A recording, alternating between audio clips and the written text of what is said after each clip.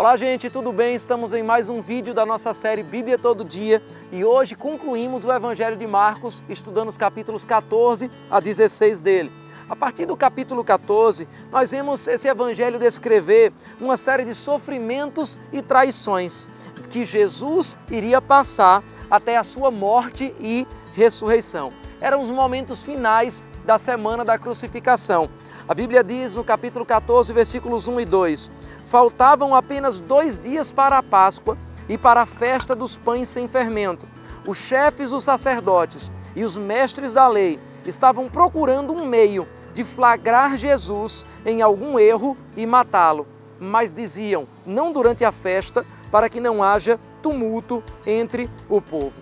A Bíblia mostra então que quando Jesus estava na casa de um certo Simão, provavelmente um dos leprosos que ele havia curado durante o seu ministério, uma mulher se achegou com um perfume caríssimo, que equivaleria a aproximadamente 1 ano de um trabalho de um assalariado nos nossos dias, e derramou esse perfume sobre Jesus. A Bíblia diz no versículo 3, estando Jesus em Betânia, reclinado à mesa, na casa de um homem conhecido como Simão o leproso, aproximou-se dele certa mulher, com um frasco de alabastro contendo um perfume muito caro, feito de nardo puro.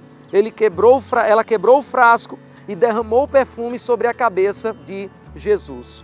Aquela mulher fez o que ninguém havia feito por ele e também receberia uma recompensa que ninguém recebera até o momento. Seu nome seria lembrado sempre nos lugares onde o Evangelho fosse anunciado. Quando nós fazemos algo grande para Deus, nós sempre vamos receber também algo grande da parte dele.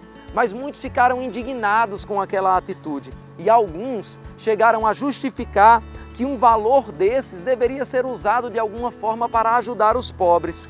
Quando lemos todos os evangelhos, nós percebemos que esse sentimento vindo de pessoas como Judas não era por amar aos pobres, e sim porque Judas era ladrão e queria pegar parte desse dinheiro, já que ele era o tesoureiro de Jesus. Quando nosso coração não está em Deus, tudo que alguém faz por Ele, de uma forma mais intensa, de uma forma mais extravagante, é visto como um desperdício. Dinheiro é algo tão influente que Jesus advertiu que poderia até chegar a tornar-se Senhor sobre as nossas vidas. E é o que havia acontecido com Judas. Logo em seguida, nós vamos ver Judas entregando Jesus por uma recompensa financeira. A Bíblia diz nos versículos 10 a 11 do capítulo 14, então Judas Iscariotes, um dos 12, dirigiu-se aos chefes dos sacerdotes a fim de lhes entregar Jesus.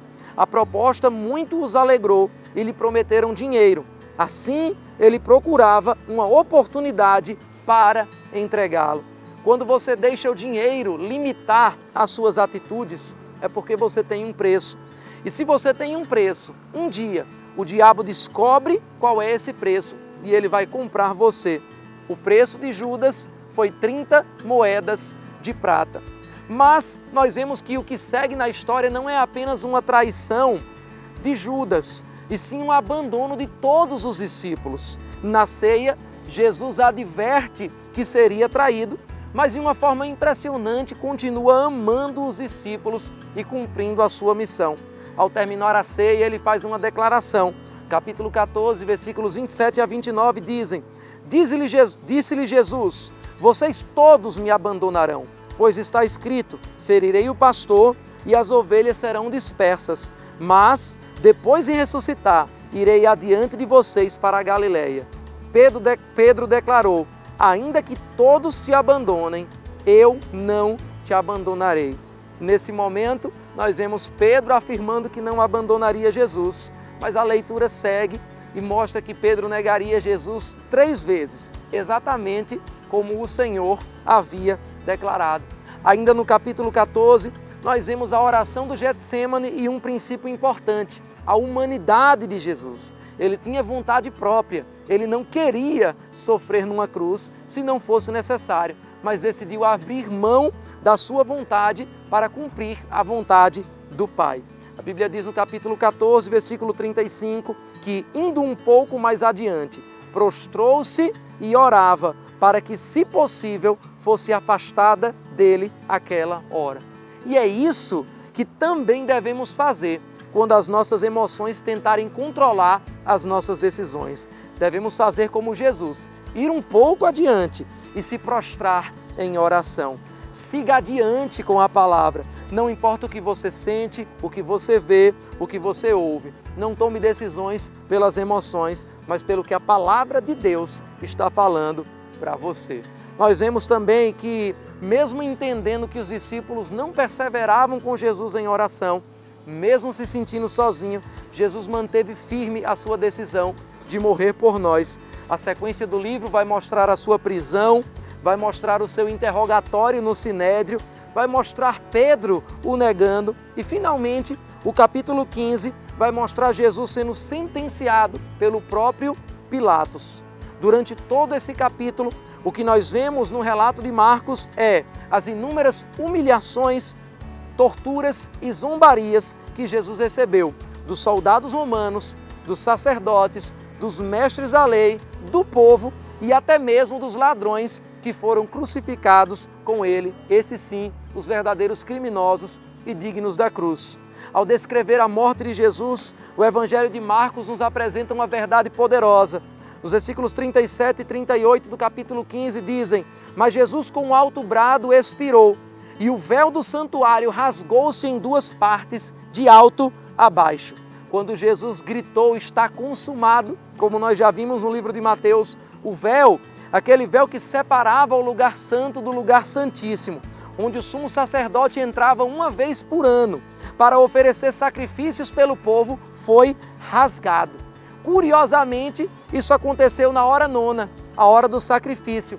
O sacrifício perfeito e definitivo estava sendo oferecido naquele momento. E o nome desse sacrifício era Jesus Cristo. Jesus abriu o caminho que separava o homem e Deus. Jesus deu acesso a todos para a gloriosa presença de Deus. O véu se rasgou de cima a baixo, porque o homem de baixo nunca conseguiria resolver esse problema da separação com Deus. A antiga aliança havia acabado. O capítulo 16, então, finalmente, é mais um relato das testemunhas de Jesus a respeito da ressurreição dele, a verdade mais importante de toda a Bíblia. E também, como resultado dessa ressurreição, recebemos a maior responsabilidade dos nossos dias, algo que todos, eu e você, temos a obrigação de fazer. Os versículos 15 a 20 afirmam: E disse-lhes: Vão pelo mundo todo e preguem o Evangelho a todas as pessoas. Quem crer e for batizado será salvo, mas quem não crer será condenado. E estes sinais acompanharão os que crerem. Em meu nome expulsarão demônios, falarão novas línguas, pegarão em serpentes, e se beberem algum veneno mortal, não lhes fará mal nenhum. Imporão as mãos sobre os doentes, e estes ficarão curados. Depois de lhes ter falado, o Senhor Jesus foi elevado aos céus e assentou-se à direita de Deus. Então, os discípulos saíram e pregaram por toda parte, e o Senhor cooperava com eles, confirmando-lhes a palavra com sinais que a acompanhavam. Ele continua vivo e é por isso que ele continua confirmando a sua palavra com milagres por onde esse evangelho é pregado. Essa é a grande verdade que o Evangelho de Marcos enfatizou. Esse mesmo Jesus que vimos realizar tantas obras maravilhosas e tantos milagres, continua realizando os mesmos milagres, só que agora, através de mim e através de você. Abra a sua boca, pregue o Evangelho, deixe as suas dúvidas, seus comentários e até o próximo vídeo, onde começaremos o Evangelho de Lucas.